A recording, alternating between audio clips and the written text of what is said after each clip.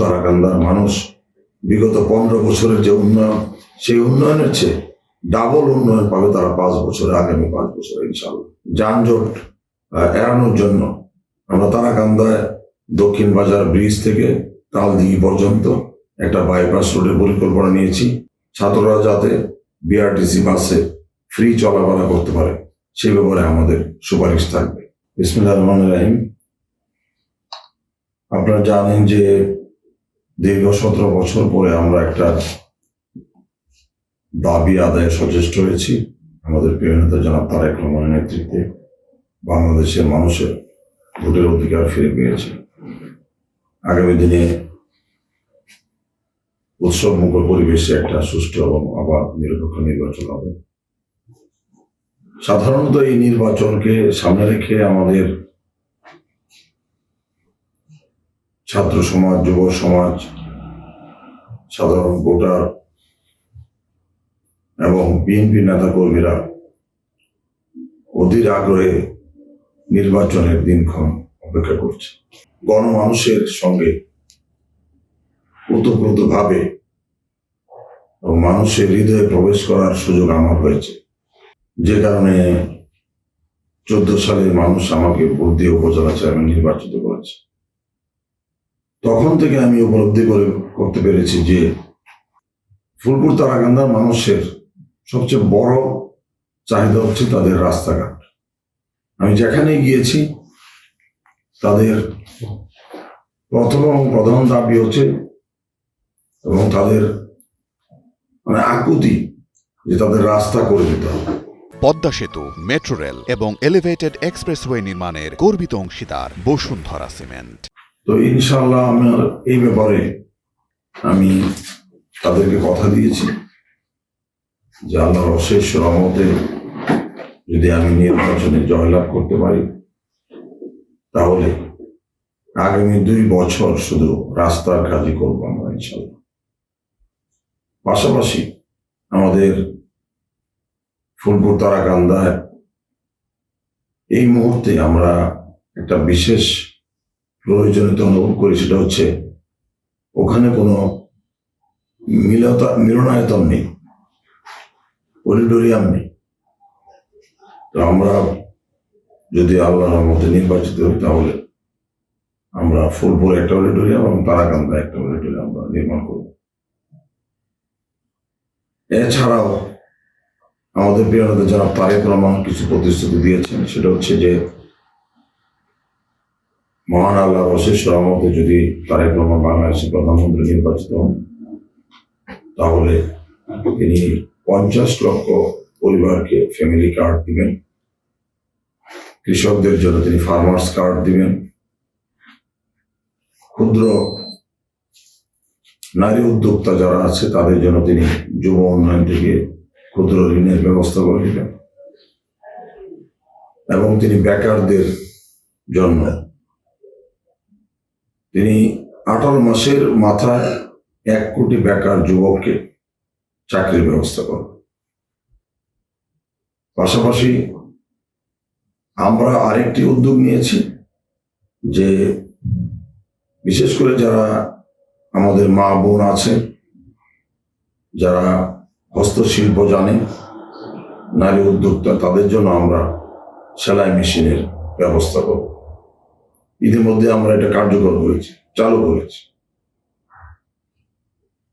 বিগত দিনের প্রেক্ষাপট থেকে আমি বলতে চাই যে আমরা বিগত দিনগুলোতে দেখেছি যে বিগত স্বৈরাচার সরকার তারা গরিব মানুষের বিজিএফ কার্ড, বিজিডি কার্ড, মাতৃত্ব ভাতার কার্ড তারা টাকার বিনিময়ে দিয়েছে এবং অনেকে এই কার্ড আবার বিক্রি করেও দিয়েছে। তো আল্লাহর অশেষ রহমতে আমাদের নেতা জনাব তারেক রহমান যদি প্রধানমন্ত্রী নির্বাচিত হন, আমরা ফুলপুর তারাকান্দাবাসীকে আশ্বস্ত করতে পারি যে এই সকল বিজিএফ কার্ড, বিজিডি কার্ড, মাতৃত্ব ভাতার কার্ড আমরা তাদের বাড়িতে পৌঁছে দিব। এই কার্ডের জন্য তাদের কোনো ধরনের জনপ্রতিনিধির সাথে কিংবা জনপ্রতিনিধির দ্বারে দ্বারে ঘোরার কোনো প্রয়োজন নেই। আমরা তাদের বাড়িতে সেটা পৌঁছে দেব এবং প্রকৃত যারা দুস্থ অসহায় তাদের তালিকা করে আমরা সেই কার্ড দ্রুত পৌঁছে দেব। পাশাপাশি আমাদের ফুলপুর তারাকান্দার যে সকল অবহেলিত প্রাথমিক বিদ্যালয় সেগুলোর মধ্যে উন্নয়নের কোনো ছোঁয়া লাগেনি। কিছু উচ্চ বিদ্যালয় সেগুলোর মধ্যে কোনো উন্নয়নের ছোঁয়া লাগেনি। কিছু কলেজ, কিছু মাদ্রাসা, সেটা দলীয় বিবেচনার কারণে হয়তো শিক্ষা প্রতিষ্ঠানগুলো বঞ্চিত হয়েছে। তো আমরা ফুলপুর তারাকান্দাবাসীকে আশ্বস্ত করতে চাই যে যারা তারেক রহমান প্রধানমন্ত্রী নির্বাচিত হলে ওই সময়ে শিক্ষা প্রতিষ্ঠানগুলোতে কোনো দলীয় বিবেচনায় উন্নয়ন হবে না। সাধারণত যেখানে যে শিক্ষা প্রতিষ্ঠানের উন্নয়ন প্রয়োজন সেটা আমরা চিহ্নিত করে তাৎক্ষণিক আমরা সেই শিক্ষা প্রতিষ্ঠানের উন্নয়নের আমরা ব্যবস্থা নেব এবং আমরা মানুষের স্বাস্থ্য সেবা মানুষের দোরগোড়ায় পৌঁছে দেব। ইতিমধ্যে আমাদের নেতা জনাব তারেক রহমান বলেছেন যে এই বর্তমান যে কমিউনিটি ক্লিনিকগুলো রয়েছে সেগুলোতে ডাক্তার দিয়ে জনসাধারণের স্বাস্থ্য সেবা আমরা চালু করব। আমরা ঔষধ বিনামূল্যে ওষুধ দেওয়া হবে এবং ডাক্তার প্রতিনিয়ত নির্দিষ্ট সময়ে ডাক্তার বসবে এবং তারা চিকিৎসা প্রদান করবে। পাশাপাশি আমাদের যে হাসপাতালগুলো আছে বর্তমানে যে অব্যবস্থাপনা আছে সেই অবস্থানে দূর করে আমরা হাসপাতালের অ্যাম্বুলেন্স সরবরাহ করে হাসপাতালের স্বাস্থ্যসেবা উন্নয়ন করে আমাদের তারাকান্দা যে 50 শয্যার হাসপাতাল রয়েছে সেটা এখনো পূর্ণাঙ্গ চালু হয় নাই। আমরা ইনশাল্লাহ এই হাসপাতালটা আমরা 100 শয্যা উন্নতি করব এবং সেটা আমরা পূর্ণাঙ্গভাবে চালু করব। আমাদের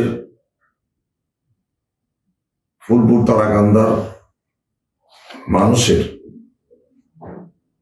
যাতায়াতের জন্য আমরা এর আগেও আমরা চালু করেছিলাম, কিন্তু সেটা পরিবহন ব্যবসায়ীদের চাপের মুখে বিআরটিসি বাস বন্ধ করে দেওয়া ছিল।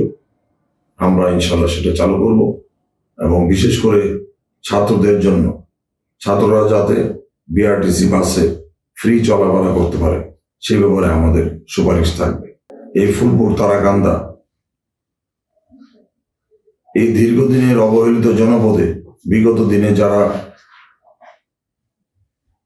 জনপ্রতিনিধি ছিল তারা আন্তরিকভাবে এই এলাকার উন্নয়নের চেষ্টা করেন, যে কারণে এখনো অনেক রাস্তা কাঁচা রয়েছে, অনেক ব্রিজ কালভার্ট এখনো মেরামত করা হয় নাই কিংবা নতুন করে করার উদ্যোগ নেওয়া হয় নাই। তো আমি ইতিমধ্যেই আমাদের স্থানীয় সরকার সচিব জনাব রেজাউল করিম জায়েদির কাছে আমি অনুরোধ রেখেছি, তিনি আমাকে সহযোগিতা করেছেন। ইতিমধ্যে তিনি 10 কিলোমিটার ফুলপুরে রাস্তা দিয়েছেন, 10 কিলোমিটার তারাকান্দা দিয়েছেন এবং রাস্তার উন্নয়নের জন্য তিনি ফুলপুরে 300 কোটি এবং তারাকান্দায় 300 কোটি টাকা বরাদ্দ দেওয়ার জন্য তিনি প্রতিশ্রুতি দিয়েছেন এবং আশা রাখি আমরা সেটা পাবো। আমি ইতিমধ্যে ফুলপুর এবং তারাকান্দা ইঞ্জিনিয়ারের সঙ্গে কথা বলে আমাদের কিছু ব্রিজ এবং কিছু বাইপাস রুট বিশেষ করে যানজট এড়ানোর জন্য আমরা তারাকান্দায় দক্ষিণ বাজার ব্রিজ থেকে তালদিঘি পর্যন্ত একটা বাইপাস রোডের পরিকল্পনা নিয়েছি। ইঞ্জিনিয়ার দিয়ে আমরা সেটা মেজারমেন্ট করেছি। পাশাপাশি আমি স্থানীয় সরকার সচিব মহোদয়কে অনুরোধ করেছি ফুলপুরের আমকান্দা থেকে শেরপুর রুট এই পর্যন্ত আরেকটা বাইপাস করার জন্য, যাতে বাস স্ট্যান্ডে যে জাম, মানুষ এই জামের মধ্যে আটকে থাকে কিংবা রুগী নিয়ে আটকে থাকে, সেই জন্য আমরা এই বাইপাস রুট করার উদ্যোগ নিয়েছি এবং এই বাইপাস রুট করলে বিশেষ করে যারা রুগী থাকে অ্যাম্বুলেন্সে তারা সহজে হাসপাতালে পৌঁছতে পারলো এবং তাদের স্বাস্থ্যসেবা নিশ্চিত হবে।